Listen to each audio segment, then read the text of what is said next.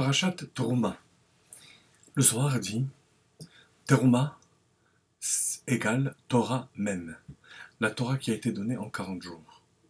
Veikrouli Teruma, et ils prendront pour moi la Teruma. Li, dit Admor HaZaken dans le chapitre 47 de Tanya, c'est Oti. Oti atem lokrim, c'est pris du Midrash Tanchuma. Parashat est mort. C'est moi qu'ils prennent. Alors dans ce cas-là, il aurait fallu dire Veikru, li, ils me prendront à moi, donc Dieu, au Trouma, et la Torah, puisque le Trouma c'est Torah. Le Zohar répond Dekulachad, c'est la même chose. La Torah et Dieu ne sont qu'une seule entité. Oraita vekuchabrichu, kulachad.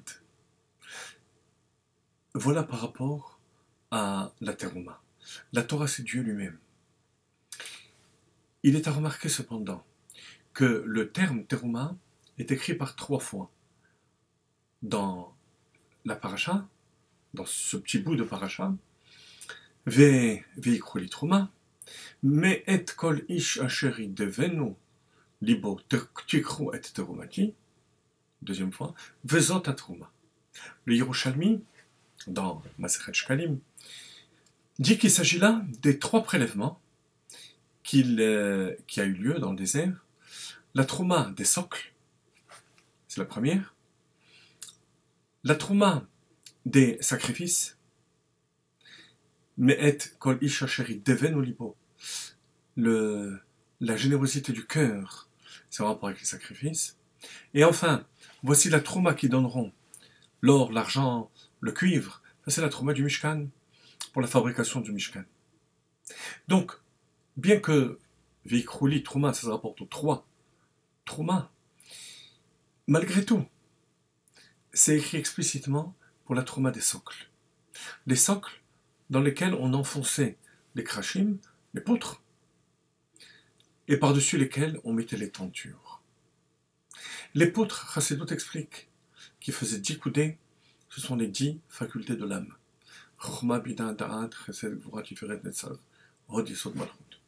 Les yeriot, les tentures, ce sont les forces makifim, qui transcendent. Les forces de l'âme qui transcendent. La volonté et le désir, le plaisir. Ratson et Ta'anuk. Tout ça est maintenu par les socles. Les socles, c'est ce qu'il y a de plus bas, et en même temps ce qu'il y a de plus haut. Ce qu'il y a de plus bas, parce que ça représente, ça symbolise le bitoul, l'annulation à Akadosh Baruch Hu, l'humilité, la modestie. C'est cette force de bitoul, ce qu'il y a tout en bas du Mishkan, et c'est ce qui va être le socle et la fondation de tout l'édifice. Comment atteindre l'essence d'Akadosh Baruch Hu? Par la Torah, par le travail profond de l'âme, par les socles. Veikru li Trouma, cet avoda, ce travail de bitoul et d'annulation à Akadosh Baruch Hu.